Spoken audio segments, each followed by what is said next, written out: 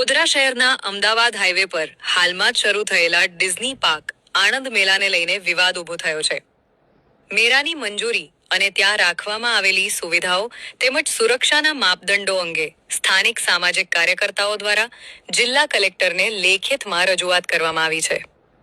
મેળામાં પ્રવેશવા માટે જ માત્ર 50 રૂપિયા એન્ટ્રી ફી રાખવામાં આવી છે, જે ના હોવી જોઈએ.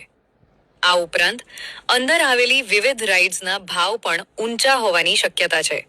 સામાન્ય રીતે આવી રાઇડ્સના ભાવ 50 થી 150 રૂપિયા સુધી હોઈ શકે છે.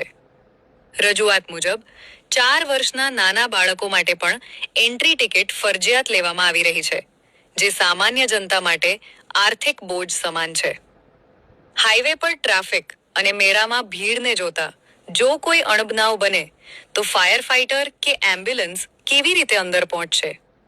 મેળાના મેદાનમાં ઇમરજન્સી એક્ઝિટ અને રસ્તાઓની પૂરતી વ્યવસ્થા છે કે નહીં તે તપાસનો વિષય છે. શું મેળામાં આવેલી તમામ મોટી રાઇડ્સનું મિકેનિકલ ચેકિંગ કરવામાં આવ્યું છે? તાજેતરમાં રાજ્યમાં બનેલી ઘટનાઓને જોતા રાઇડ ચેક કરી છે કે નહીં? સામાજિક કાર્યકર્તાઓએ કલેક્ટરને કરેલી અરજીમાં જણાવ્યું છે કે મેળાના આયોજકો દ્વારા સુરક્ષાના તમામ નિયમોનું પાલન થાય અને મધ્યમ વર્ગના પરિવારોને પોસાય તે રીતે ભાવ નક્કી કરવામાં આવે. જો સુરક્ષાના સાધનો અને ફાયર સેફટીની વ્યવસ્થા યોગ્ય ન હોય તો આ પરવાનગીની પુનઃ સમીક્ષા કરવી જોઈએ.